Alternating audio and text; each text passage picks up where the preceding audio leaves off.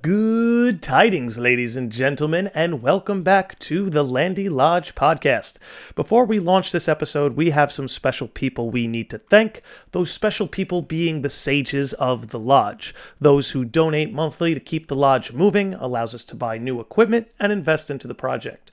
So, big shout out and big thank you to Charlotte Astry, Alex Pamal, David Fries, Shane Thomas Driscoll, Chris Perkowski, Corey Barchat, Scott Castellano, the family, Andrew Parker, Nick Taborski, Kevin McBride, Michael Fay, Richard Arnold, and of course, Andrew Clay. If you'd like to become a Sage of the Lodge by donating as little as $1 a month, you can find a link in the episode description, be it whether it's on YouTube or any of the audio platforms, or simply go to my Instagram at the.landy.lodge, and you will find a link in my bio. So, thank you to everybody, thank you to the Sages of the Lodge, and thank you for tuning in. And without further ado, let's get on with it. Welcome back, ladies and gentlemen, to the Landi Lodge. I am your host, Nick, and let that be your problem for the next hour. I am joined by another faithful Landi, one whose voice sounds a lot like mine. So if you're listening on the audio platforms, it might sound like I'm just talking to myself. But for those of you that can see, my brother Chris is back in the lodge. Chris, what's going on, dude? I'm chilling, man. I've been looking forward to talking about this topic for a long time, so happy to be here. Yeah, dude. I mean, we were cracking jokes about it the other day, but this episode's been delayed probably just as much as all the Starfox games. Like five delays. This is like the fifth date. It's fitting in that sense. It's fitting, but at least we follow through and we end up dropping it. So look, I want to jump us right into it. If you could tell by the title, the fact of the matter is, me and my brother believe that Starfox deserves better. Bottom line, very simple. But before we talk about how Nintendo has completely wronged this franchise and needs to turn it around, first, we can establish where we stand. Chris, you and I are going to rank our Starfox games from best to worst. Let's start with you. All right, man. Well, the first one I think is the obvious choice that I imagine 95% of Starfox fans are going to choose. Star Fox 64, it's the classic. It is, in my opinion, an absolute masterpiece. Probably my favorite game in terms of replay value. I have played that game, you and I combined, might be like between 500 and 1,000 times. Four digits. If we you think we've broken 1,000? I think we've broken 1,000 trials between you, me, and Andrew. There's been 1,000 playthroughs of Star Fox 64. Yeah, it's incredible, and it's an amazing game in the sense that you know what's coming, you know the dialogue, you know everything. Yet it feels so fresh every single time. It takes just about an hour to finish. It's 45 beautiful. Minutes, yeah. And that's the thing. There's so many different paths you can take. And back when we were kids, dude, voice acting on the N64 was so mind-blowing. It was mind-blowing. And excellent voice acting at that. I agree. Okay. So before we go down the rabbit hole of praising that game, second is tough, but I'm going to give the edge to Assault. Third being Zero. Fourth, Adventures. 5, Star Fox 2, the unreleased game. 6, the original Super Nintendo Star Fox. And I never played Battle for Atlas, so I'm not Starlink. I wouldn't even, I'll touch on that for a minute, but it's not a Star Fox game. He was featured. Right. So I'm not going to put that in there. I'm not going to voice any opinion on it. I've played it for like 5 minutes at your place once, and that's it. But the bare bottom is Star Fox Command, and I'll gladly go into more detail about it later. Perfect. And why I think it ruined Star Fox's chance. I might end up agreeing with you at the end of this. So I think that's probably where we'll jump off after I give my order. So my order is going to look similar to yours. It's going to be a little bit different. So first and foremost, Star Fox 64 is at the top. I'm sure we'll make time in this podcast to praise it like it deserves. Number 2, I agree with you as well, Star Fox Assault. I think Capcom completely nailed the on-foot tank and in-the-air dynamic. But third, I'm giving it to Star Fox Adventures, baby. I feel like there's something there where instead of making that adventure part the dominant part of the game, I feel like that exploration can be used maybe in other ways, but we'll get into that later. So number 3, I got Star Fox Adventures. Want to give Star Fox Zero number 4. I want to get into it, but that is a game that deserves a remaster for the Switch. It was launched on a failed system, never given a fair chance. So we're definitely going to touch on that. After Star Fox Zero, I'm going to put Star Fox 2, just because the Walker gives it an edge over the original Star Fox on the SNES, which I'm going to give the next slot. And I just want to say, while we're here, I struggle to get through the Super Nintendo Star Foxes, but it doesn't make them a bad game. Had I played those games... Go ahead. It's because our intro is 64, which is literally just the better version of the original game. Exactly. It's hard to go back in time. Yeah. But had we played that, if you and I were 5 years younger, I'm sure we'd have an abundant amount of love for those games. And dead fucking last is Star Fox Command, and it's not even due to lack of good gameplay. Gameplay wasn't great, but it wasn't atrocious. It's due to a lot of story decisions and just overall progression throughout the campaign. So, look, we believe Star Fox deserves better, but I think you and I would agree that even though some people feel like Adventures was a misstep, or maybe Assault didn't encompass everything it could have, the fact of the matter is, I'm sure we both believe Star Fox Command is when this franchise just started dwindling and getting ignored. Would you agree? Absolutely. I mean, think about it. Adventures came out early 2000s, like 2001, 2002 or so. Around and there. then a couple years later, you get Star Fox Assault, 04, 05. 2 years later, 2007, you get Command. After that, nothing. And Command sold well from what I remember. I remember a ton of my friends hopping on it after we all loved playing the multiplayer of Star Fox Assault. Hell yeah. That was the best part of Assault, by the way. The multiplayer was sick. Multiplayer was sick. It was just like, it was before Call of Duty and a lot of multiplayer first-person shooters really took off. Mm-hmm. So it was, as someone who doesn't really care for first-person shooters, that was the style that I enjoyed. It kind of reminded me of a GoldenEye or a Donkey Kong 64's multiplayer.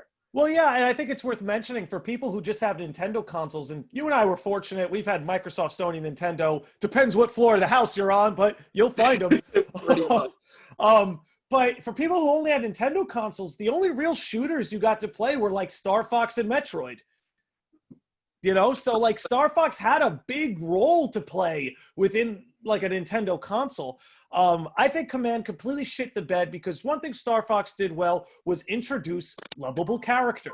Like, maybe you don't like Adventures, right? But let's be honest, Crystal and Tricky became fan favorites, whether you like the game or not. So that's one thing the game has always done well, but at least the impression I got when playing Command is that whoever wrote the story did not take into account who these characters were in previous entries and just wanted to do their own thing.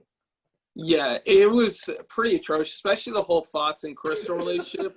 They made me beat them. I was going through puberty as I was playing that game, and not even I could grasp or resonate with the drama and tension. It made no sense to me because they originally broke up because Star Fox kicked Crystal off the team because he thought it was too dangerous. Fox would never pull that shit. Never! I'm just like, yo, first of all, when he met her, she was a tribal woman who survived on her own on a fucking dinosaur planet as a fox. Second, she was part of the Star Fox team during this asteroid invasion that literally needed both Starwolf and the entire Cornerian army to band together to take out. She can handle it. She can hang, man. Yeah. So for the game to start with, they broke up because Fox thought it was too dangerous for her, and they just leave it with that. And then the whole game, they're just passive-aggressive towards each other, rather than that, silk, authentic dynamic that they had.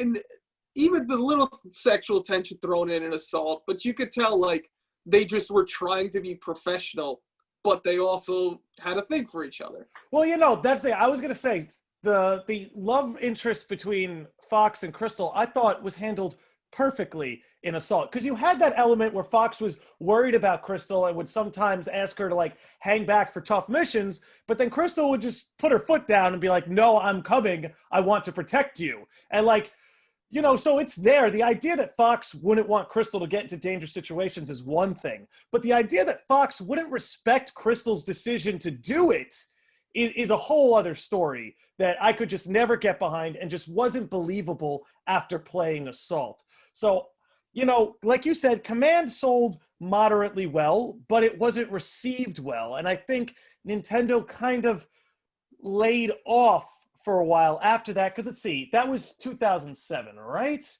I'm going to pull up, actually, probably should have done this before we launched, but let me pull up the chronology of these Star Fox games. So yeah, Command comes out in 2006, and then we get 64 3D in 2011, which was a remake, but it was solid. You know, nothing but good things to say about that. Yeah, I never played it on DS, but it looks beautiful. So Exactly. But after Command, we didn't get like another mainline entry until Star Fox Zero in 2016. So think about it like this. It's another reboot on a failed console. Another reboot on a failed console. Never got the chance to succeed. But hear me out on this. So we didn't get a console Star Fox for 10 years. Between Command in 2006, that's not even a fucking console, 12 years. So between Assault in 2004 and Zero in 2016, we did not get any console releases for Star Fox. To me, that is atrocious. I swear, don't get me wrong, I love Nintendo, but I would really hate to see them turn into the Link and Mario company. They have so many lovable franchises, and I see that they have some that they're curating now, like Kirby gets his due. There's talks of Metroid Prime 4, but that's been going on for a decade.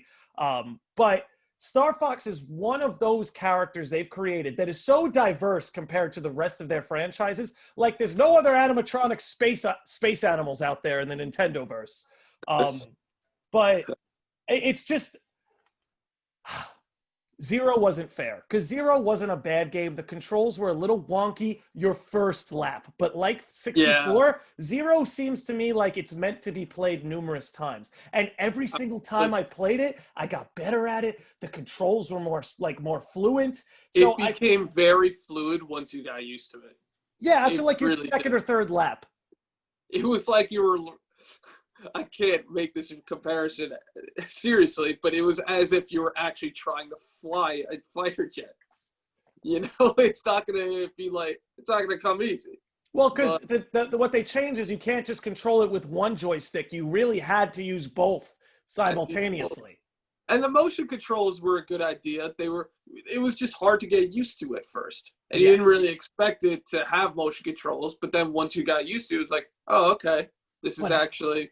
How awesome is the Walker in Star Fox? The Walker is one of the better parts, and I'm glad that you mentioned it in Star Fox 2, because that's one of the better parts, Star Fox 2. It's the best part. And the fact that the transition and transformation, like when you move into the Walker and you're like infiltrating large ships during missions while like Falco's commanding the outside of the space as you're infiltrating a ship, that was brilliant. Yes. That was so cool. I'm all about, and that's what I'm saying, where it's like, and they even did that like anime episode to promote the game, where it's like, you can tell Nintendo has the ideas. You know what I mean? They have the ideas for Star Fox. They're just afraid to execute them. And I get it. You know, the game does not sell nearly as well as Mario and Zelda. So to invest money and time and developers and stuff into this game, you have to, I'm sure they're asking, well, what's the return? Right? So if Nintendo wanted to argue that Star Fox just doesn't make the bread that it used to, I get that. But then here's my point, and the worst part is Nintendo will never do this. I'm praying they change their ways one day, but there's nothing wrong with giving Star Fox to the fans. Look what Sonic Mania did for Sonic the Hedgehog. Once Sega let the fans make that game, they pumped out the best Sonic game in a decade, and the franchise has been revitalized. It wasn't all Sonic Mania. There are plenty of other factors here. But let's be honest. Things started changing for Sonic once they let the fans take over and make Mania. Yeah, Sonic Mania really just encompassed a lot of what was great about Sonic, especially on a side-scrolling days. Just brought back... And the fact that it paid homage to all of the different like top stages from different games and revamped them and recreated them into Sonic Mania was amazing. Incredible. And not that Star Fox, a new fan-made Star Fox game would do that exactly, but going into fan-made Star Fox content, I want to point out a YouTube show, yes. A Fox in Space, which unfortunately only has one episode, but there are various shorts. It's all done by this one guy. The name of the channel escapes me. I think the name of the channel is actually A Fox in Space. Yes, yes. The name of the channel is A Fox in Space. If you're on YouTube, I will have it linked in the description. Yeah, so essentially there's one episode that came out in 2014. It's about 14, 15 minutes long. If you're into anime, it's got like a Cowboy Bebop vibe. Cowboy Bebop, Megalobox feel to it. And it's just very on point with the characters themselves and builds upon these already lovable characters that we have.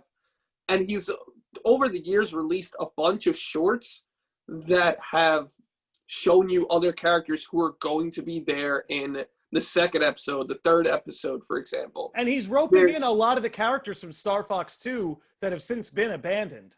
Exactly. And he's even kind of playing on the relationship that Peppy had with Fox's dad and showing a lot of flashbacks in earlier episodes.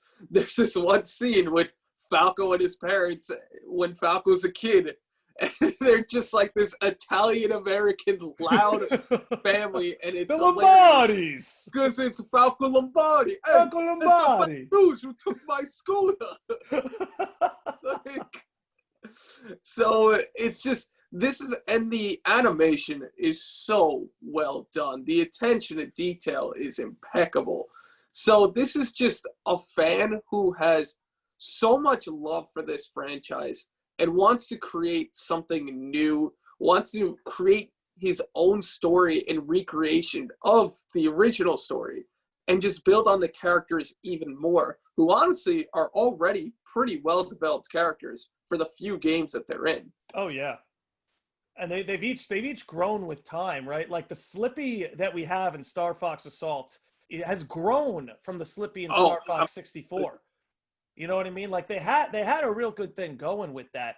But, you know, that's the other thing is like, I feel like Star Fox, like we don't need much. Like you don't have to make The Witcher 3. Like just make another rail shooter like Star Fox 64, give us like 13 levels, rail shooter. Literally, you guide us through the fucking level. Yeah. Like, it doesn't have to be nuts. We just want a fun rail shooter with fun voice lines. Like, that's a start. We don't need GTA Lilat. We just need some fun, just a shooter. GTA Lilat. Space shooter. Like, that would we be don't need anything like that. You know, so you get like, Bill and the Cordarian army after you if you start causing trouble and shit. Fox, that's one of ours. And that's what I mean. It's so, I mean, and that's the thing. Try shooting the bad guys. Hey guys, Fox, this series, through memes, right, has also just like transcended itself. Like, do a barrel roll is quoted by people that have never picked That's up a one Star of the Fox first game. memes I've ever like been aware of. Oh, like 100%. Like, there's just so much potential in this series. And I would hate to see it abandoned. And look, it's not completely abandoned. You know, Star Fox Zero and Star Fox Guard came out 3.5 years ago. You know, they launched Star Fox 2 on the Switch Online, which is cool. But man, they're talking about doing a Star Fox racing game, which would be a start, I suppose. But at least the way, you know what else hurts is like, I don't know if you heard about this, but in early 2016, Koei Tecmo pitched a Star Fox Warriors game, and it never got past the design stage. Like a Dynasty Warriors type thing, Hyrule Warriors type thing? Yes, but like you're driving the ships in space, and you get to play as all the different characters. Okay. But that never made it off the ground, unfortunately. I don't know if you saw, did you see that art that circulated back in the day? I think it was the God of War developer, director, or art director made his own renders of the whole Star Fox team. I don't know if you saw any of that. Yeah, hold on one second. Hold on one second. God of War Star Fox renders. I'm gonna send this to you in an email. Let's see. Yep, here they are. Cool. Oh my god, I want you to that's see. outrageous. This is gonna blow your noodle. I'll let's see what's okay. That's right. I remember your email. Yeah, it's just last name and birthday. Yes, sir. gmail.com. Let me attach this. And, you know, while we're talking about it loosely, like you and I are now, it's up on the screen for people who want to see it. I'll be sure to edit it in. And if you're listening to this, I'll post it on my social media so people can know what we're talking about. But anyway, I just sent it to you an email. Feel free to look at it. This is another example of like, there are people in the industry who love this series. The dude who was involved with God of War, oh shit, address not found. Man, it's all going to shit. All right, one sec. I know what to do here. But anyway, there's so much love for this series, like it all across the video game industry. And I just want to see it get its due. And I don't know about you, but I mean, would you be happy with like a $30 game that was like a 45-minute campaign, just like 64? Like not a whole rehash of 64, but a game modeled in the same exact way. Is that something that you continuation of the story? Honestly, canonically, they could do whatever they want, in my opinion. I just want the series back. Yeah, I'd be okay with that. I mean, it's something, so I take it. As long as it's well made, then I'd be okay with that, because I would hate to see it become something where it becomes quantity over quality. Like, yes. But yeah, if it were just a $30 game that has great replay value and is designed to be in one sitting, I would love it, especially if there's great dialogue, if the level design is good, and the gameplay is good. That's really all I need. And it doesn't need to be, again, it doesn't need to be The Witcher 3. Just it could be a very simple game. Yeah. I just sent it to you, by the way, if you want to check it out. It's pretty ridiculous. Yo, this is gnarly, man. Falcon looks like a fucking thug, and that's awesome. Because that's his backstory, right? Isn't that his, yeah. Yeah. It's so good. Look at Slippy, dude. Slippy looks like he's up to something, man. He looks like he's scheming. Peppy looks wise. I like Foxes. I think the other three stand out a little more to me. Yeah, but I think Fox maybe could have been a little thinner, a little younger looking. He almost looks a little too old there. But it's so sick. And now I guess I'll talk about Starwing for a little bit, because that's a game I played. I played it at launch when it launched on the Switch. I mean, that was Atlas who made that game. Who you made? I think it was Bungie. Hold on one second. Wait, did Ubisoft make that game? Ubisoft. That was it. I'm like 100%. Yeah. So look, I like Assassin's Creed. I like Far Cry, and I love Star Fox. So that could be a game I would really enjoy. I will say this. This is another example of where it's like Nintendo, you could do it. It was a thoroughly enjoyable experience. I absolutely loved it. Playing as Fox was cool. Hearing the voice lines. They had a nice little like subplot for the Star Fox team. And woof, I have to hand it to Ubisoft. Star Fox Assault might be the best wolf, but this Starlink wolf, it's good. It might be better. It really might be better. His voice actor is sick. He was a great antagonist. It was just... He's the main antagonist in the Star Fox subplot of that, right? Yes. Okay. He's the main antagonist. I like that subplot. It was so well done. Ubisoft created a fun game. It was nice to go and like colonize other planets and set all that stuff up. You set up these networks. It's cool. You're able to go. I think I showed it to you when I was playing it. You could like be on the surface level of a planet, but then you could choose to like eject and go right up into the open space, like in a moment's notice. So it's like, instead of 64, where you kind of like warped, you know what I mean? Where you kind of just like would select the planet, Ubisoft created this interface where you could just be on a planet, then you could dip, and then you had to actually traverse to the other planet. So it's like kind of like a No Man's Sky type thing? Yes, similar to that. So it's like if they wanted to do this with a Star Fox game, I'm all for it. It's like the formulas are all there. Just spit something out. It's all there, and it's theirs for the taking. And it's not like the idea, like, for science fiction is never going to die. You Never. know, Never. people love science fiction. People love space. Just in general, because it's just the great unknown. We only know so much, so it's just you have so much room to be creative with it. And the fact that they could create this entire new this lilat system, which just this is just a solar system that also exists in the universe that just has a bunch of like dogs and monkeys running around and shit. Like, but I want to go back to shitting on Command a little bit. Okay, we can do that. We can do that. Because I'm still unsettled by that. Do you remember who the main bad guy was? Oh, God. It's okay if you don't. It'll only further prove my point. I mean, you're already proving the point. I had to look it up today because I couldn't remember. Like, I know Starwolf and the team were running around, but they weren't our main guy. There was another guy. They were just kind of in the way. Yeah. It wasn't like Assault where they played an actual role or 64 where they were a crucial role. No, Starwolf were just kind of in the way.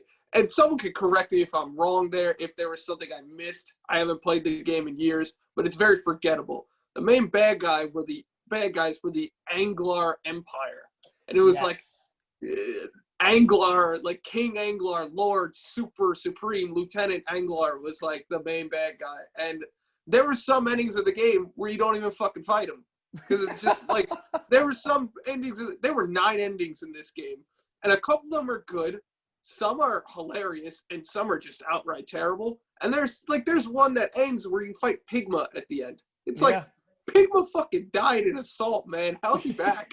That's another good was point. Like completely encompassed by the Aperoids and like became this gargantuan monstrosity of like just completely taken over, and you had to blow him up. There's no way that dude's alive. No, like, come on. No, like, and that's the thing. They lost touch a little bit. Just to create a comparison. Do you remember being a kid, and do you remember the mission in Corneria during Star Fox Assault where Fox gets blown off? I think it's Pepper's ship or something. I forgot where he gets blown off exactly. And then Starwolf scoops in to save you. And it's like, so he doesn't get blown off, actually. So it's that Corneria mission, which, by the way, is my favorite level of Assault. Sorry to interrupt, but I just want to go talk about this level because it's amazing. You start off on foot because the Aperoids have destroyed Corneria City, much like how 64 starts. Mm-hmm. And your radars don't work because they have complete control of the skies. So you're Fox on foot, and you have to snipe like the starfish-looking Aperoids in the air. And they're like trying to shoot you down, and there are enemies on the ground. There's Cornerian army generals who have been taken over by the Aperoids, so they're coming after you too. Like, it's just you. No one can help you until you take out all the targets in the air, and then everyone can join in. But then they bring reinforcements, and Fox is on top of a building surrounded, and he goes to run away and jump off, and then Wolf saves him. Yes. Very way to paint a brilliant word picture, my brother. But like, you see those like, I remember just that being a big moment, right? It's almost like Wolf kind of stole the show a little bit. Because Wolf comes in to save you. He gives you that parting wisdom. Was it, don't hesitate. When the time comes, just act. Like, if anyone's going to tan your hide, it's going to be me. Perfect, just like anime rival voice line. Like, no one can beat Kakarot but me. You know, just pretty much. Perfect archetype. And right away, it was just a beautiful delivery where it's like, who would have thought? Usually you'd think the parting wisdom comes from Peppy, or that it comes from James McLeod, or that it comes from General Pepper. But where did the wisdom come from in Assault? Wolf. The thug. The thug. Yes. And that's what leads us to defeat the Aperoids. There was none of this in Command. We got a soap opera of just nonsense. There was one ending where you end up as F-Zero racers. Funny G0, because it was G diffuser system. That's right, G0. Funny in concept, terrible storytelling. But, you know, it's just that, you know, there's so many routes they could take. And I almost wonder, tell me what you would think of this. Would this blow your mind if we got, right? Because maybe the idea here is, hey, guys, we only have so many developers. We only have so many investors. We only have so much money, time, etc. We have all these franchises. Is it really worth it to put all our time into a Star Fox game when we only make X amount of profit? Meanwhile, we could go finish Bayonetta 3 and make twice the profit. So I kind of understand where this might be holding the series back. But here's the thing. I think people would lose their minds if you did like a Star Fox Metroid crossover or Star Fox F-Zero crossover. F-Zero is a great example. That's another series they're having trouble selling.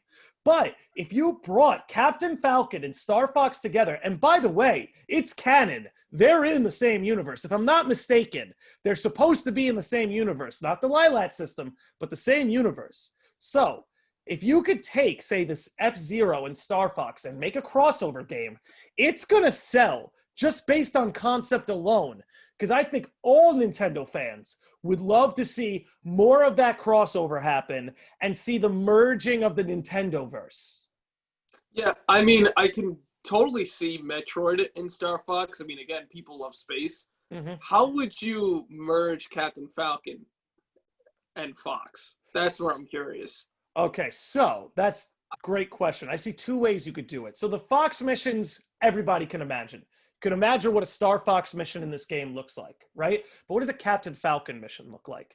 Honestly, you don't have to mix it up that much. F-Zero was a racing game.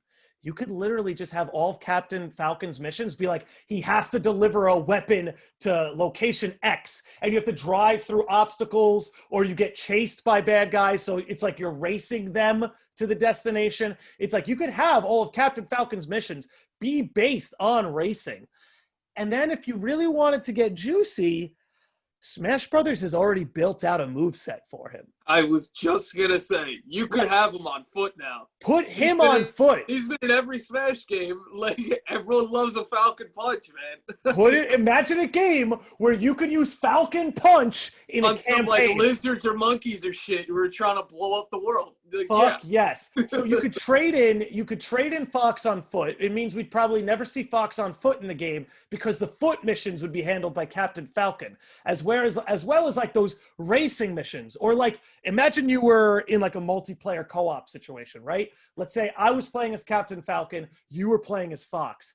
We have to deliver a package to destination X. So I have to drive and avoid the obstacles, and you as Fox have to tail me and cover me, take out the enemies trying to shoot at me and shit. So it's like you're my cover while I drive through obstacles and shit. It's just, there are many ways you could go with this. That reminds me of the Landmaster missions in 64, particularly Macbeth with the train. It's just Fox is on the ground and everyone's got to cover him. Everyone's got to cover him. That's what I mean. It's all there already. It's all already there in concept, obviously. Look, this is a brilliant game. It doesn't have the biggest fan base in the world, but it has a very loyal, passionate fan base, though. Yes, it really does. 100%. Because I love looking at the Star Fox Reddit, while not anywhere near as big as, say, like the Persona 5 Reddit or a Zelda Reddit page. I haven't checked, but I imagine there's a massive Zelda subreddit. Most likely. Yeah. There's probably multiple ones, to be honest. But every time I do go check that, it is so real. It is people coming up with different ideas for how they would make the next game. It is people talking about, a Fox in space, as I mentioned before. It's people just making memes. And it feels just like pure. It doesn't feel toxic at all, where it's like sometimes with a lot of things I love or things that are just like seen or get very big, you get toxicity in a fan base. For example, I mentioned Persona 5. As much as you and I love that game, I go on that subreddit and a lot of it is just bad. Someone could be listening. No, I feel you, dude. I feel you. It's not great, man. I won't go into too much detail, but it basically decides, like, there's a bunch of female characters in this game. Let's argue over who our waifu is. And not for reasons of who their characters are as people, but how they look. And that's just awful. Yeah, and look, there's nothing wrong where if you want to geek out and simp. Ooh, look out, Twitch. If you Whoa, whoa, wanna... don't get us on Twitch, Whoa! man. But if you want to geek out Don't and want those simp, virgins to get us. oh, easy, man. You might wake the incels. I know. Oh man, yeah. This is never making it on Twitch. No, never. We are not yet anyway. But if you want, look, if a bunch of dudes want to come together, and if you want to geek out and simp over some anime waifus, all the power to you. You want to debate who's got the thickest thighs? Fuck it.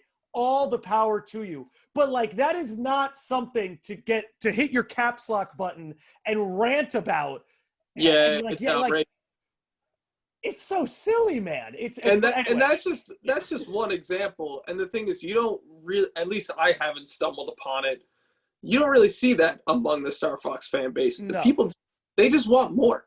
They just want more games. And this is what I mean. This is what I mean. What you're bringing up is the perfect example. I think the best path forward for Star Fox is give it to the fans. Give it the Sonic Mania treatment. It's fine, Nintendo. You don't have to lift a finger. Just find one of these indie studios making cool fan games that have already built them out. Like, there's fan-built Star Fox games out there already, okay? Instead of fucking shutting down their projects, call them up, give them the money, and let them make a fan game for you. Because I don't know if you've heard about the shit Nintendo's pulled in the last like month.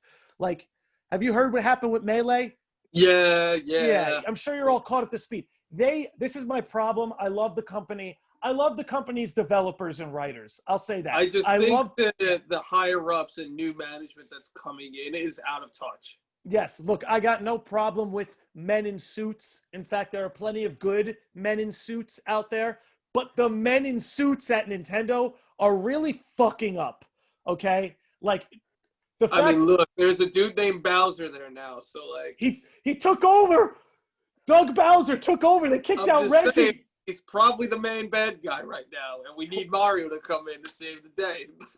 we need something, because they're dropping the ball on this shit. Sega lets the fans do. Sega does what Nintendo don't, okay? Sega lets the fans do, like, and I don't want to say do the work for them, but like, the fact of the matter is, Sega caught light of these people making these fan games. They played them and they were like, well, this is way better than Sonic the Knight or whatever the hell they came Sonic and the Black Knight. And they're like, hey, you want to just like pay them to do the thing? We can pay them less money. So they much can pay less. us more money. That's how you gotta explain it to these people. Nintendo could do the same thing.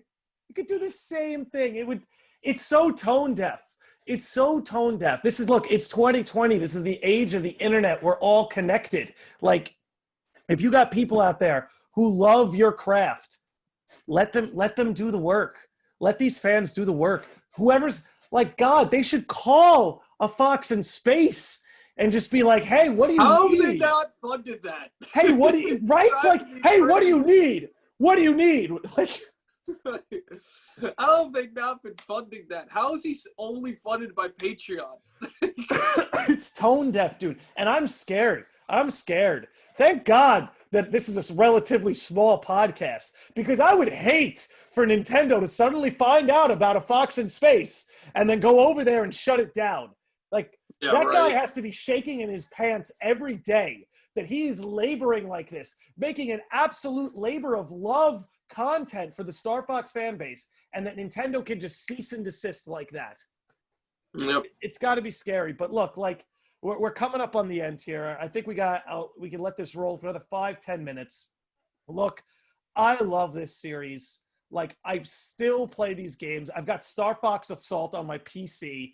Like, I still love 64. I'm dying for them to port that to the Switch. Can you imagine 64 on Switch? Like, why hasn't that happened? I actually looked it up today to see if I could just get it in the eShop, even though I have the N64 at home. Just see what I can get. I'll pay $5. Battle for Atlas, which I might end up getting anyway. It's a fun game. Battle for Atlas is fun. It deserves praise. I just wish we had a full-fledged Star Fox game. An actual Star Fox game, yeah. Yeah, I can't stop saying. So let me ask you this, actually, a little bit of a hot take. Starlink left Crystal out. What do you think's going on with that? Do you think they want to move forward with Crystal? Because she wasn't in Zero either, which makes sense. Canonically, they weren't there Right. yet. Do you think they plan to rope her back in? Or do you think they're trying to leave Dinosaur Planet behind them? And They what would might you be. do? And what would you do? I would love to bring Dinosaur Planet back in. Me Like too. maybe like if you were to revamp what happened on Dinosaur Planet, maybe just like make it a different game from Adventures, one that's more kind of the rail shooter type. Um, because I think Crystal is a focal part of the game of the franchise at this point, and maybe they're trying to bring in the female characters that they had in Star Fox 2 into it at some point, or they're Bring just them trying all to in. stick to the main floor. But you got a lot of good characters that you could bring into this thing. I mean, I really just one last thing I really want to touch on is just the character development over like that. I guess I'll call it the like Star Fox 64 trilogy. Star Fox Holy 64. Trinity.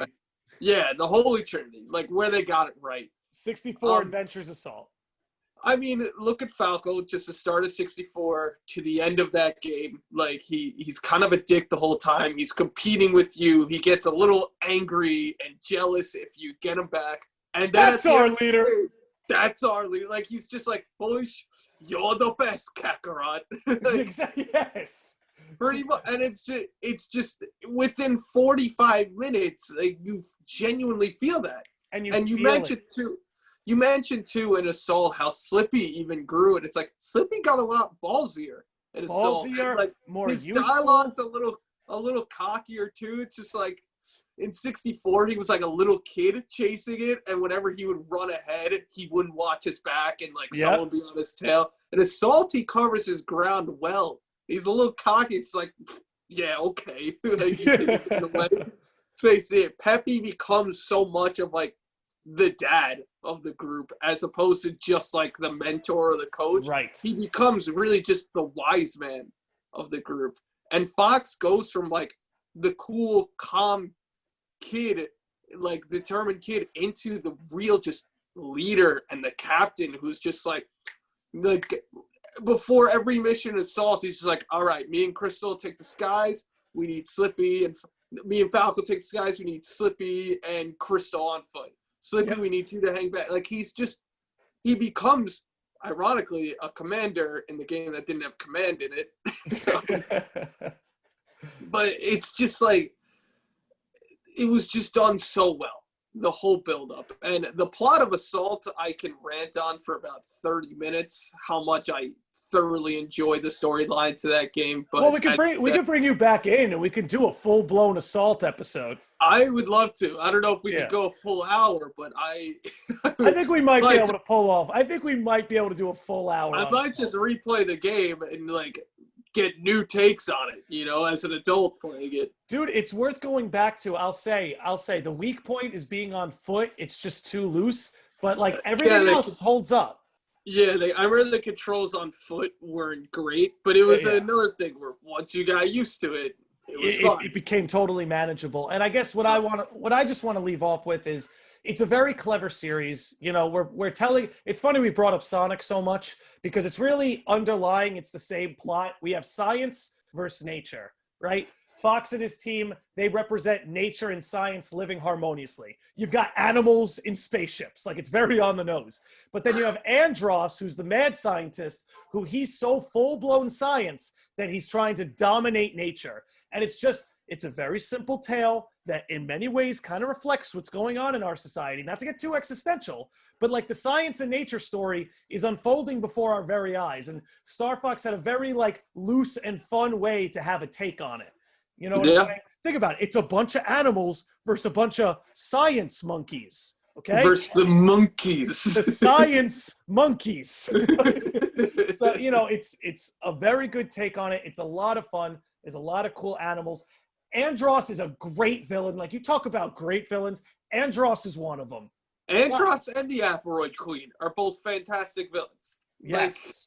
Well, what I loved about the Aperoid Queen, and we can get into it in our episode, is that it almost made a great ending to the trilogy because it's like it's not like you defeat Andros and everything was okay. It's like, no, there are repercussions. Like, Andros's army didn't just go away. They dissipated and spread out. And, like, Andrew took it over.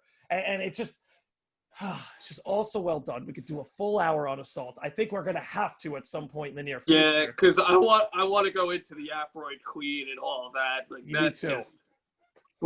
It's too good. It's too good. But I want to give you, like, I guess, a closing statement, and then we can wrap this up. Yeah, man. I guess, look, this is a franchise that we both love.